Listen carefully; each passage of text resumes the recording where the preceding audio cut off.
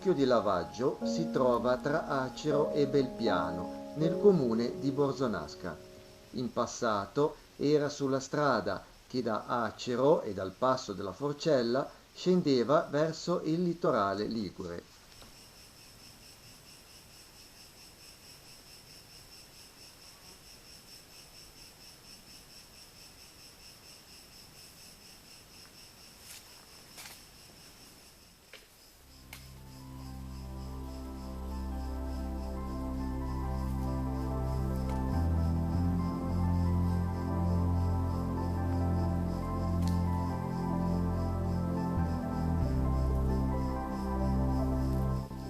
In un'indagine territoriale del XVII secolo, conservata nell'archivio storico del comune di Borzonasca, vengono segnalate 3 case di abitazione, mentre attualmente ve ne sono 4. In effetti, una è totalmente intonacata, le altre 3 sono in pietra, hanno portali e cantonali.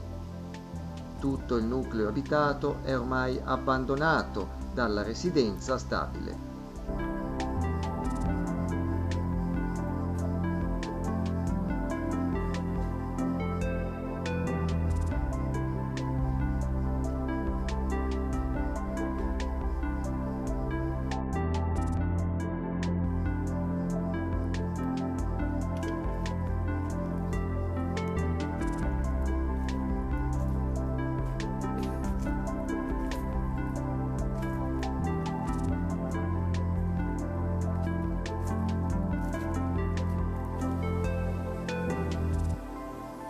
L'economia si basava sulla raccolta di funghi e castagne, l'allevamento e la vendita del formaggio.